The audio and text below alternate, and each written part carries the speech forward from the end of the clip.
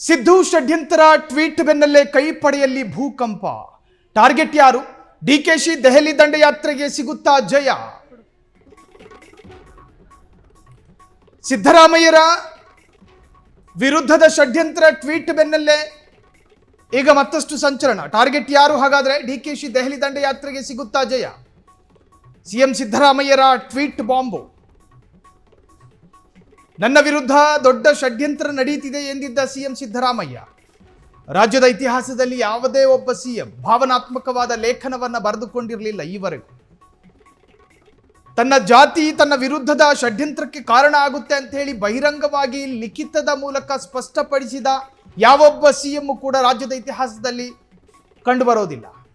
ಆ ಪೈಕಿ ಅಗ್ರಗಣ್ಯ ಸ್ಥಾನಕ್ಕೆ ಬರ್ತಾರೆ ಸಿಎಂ ಸಿದ್ದರಾಮಯ್ಯ.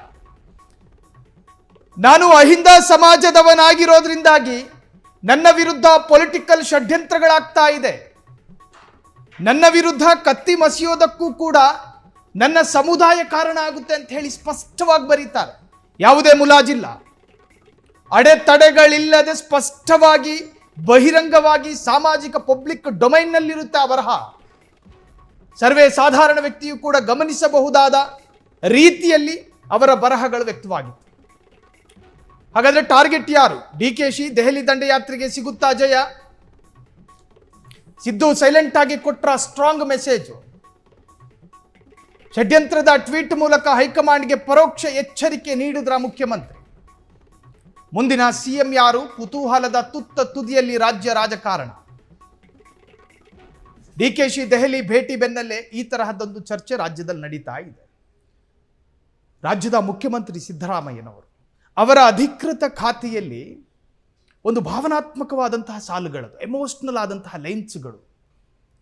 ಎರಡನೇ ಬಾರಿ ಅಹಿಂದ ಸಮಾಜದ ಒಬ್ಬ ವ್ಯಕ್ತಿ ರಾಜ್ಯದ ಮುಖ್ಯಮಂತ್ರಿ ಆಗ್ತಾರೆ. ಇದನ್ನ ಎಲ್ಲರೂ ಸಹಿಸಿಕೊಳ್ಳಬೇಕು ಅಂತೇನೂ ಇಲ್ಲ, ಎಲ್ಲರಿಗೂ ಇದು ಜೀರ್ಣ ಆಗಬೇಕು ಅಂತೇನೂ ಇಲ್ಲ. ಮನುಷ್ಯ ಸ್ವಾಭಾವಿಕ ಅಲ್ವಾ? ಆದರೆ ನನ್ನ ಸ್ಥಾನವನ್ನೇ ಸಹಿಸಿಕೊಳ್ಳಲಾಗದ ಒಂದಷ್ಟು ವರ್ಗಗಳಿದ್ದಾವೆ. ಅವರಿಗೆ ಸಿದ್ದರಾಮಯ್ಯ ಸಿಎಂ ಆಗಿರೋದನ್ನು ಸಹಿಸಿಕೊಳ್ಳೋದಕ್ಕೆ ಸಾಧ್ಯ ಆಗ್ತಾ ಇಲ್ಲ. ಅದಕ್ಕೆ ಪ್ರಮುಖ ಕಾರಣ ನನ್ನ ಜಾತಿ ಅಂತಾರೆ, ಪ್ರಮುಖ ಕಾರಣ ನನ್ನ ಸಮುದಾಯ ಅಂತಾರೆ.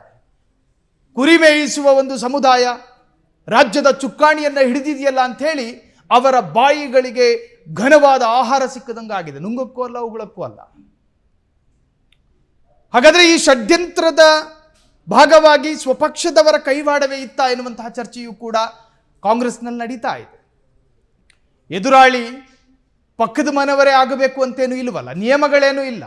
ಕೆಲವೊಮ್ಮೆ ಗ್ರಹಚಾರ ಕೆಟ್ಟದಾಗ ಸ್ವಂತ ಮನೆಯಲ್ಲೂ ಶತ್ರುಗಳು ಹುಡ್ಕತಾರೆ. ಆ ಮಜಲಿನಲ್ಲೂ ಕೂಡ ಚರ್ಚೆಗಳಾಗ್ತಾ ಇದೆ.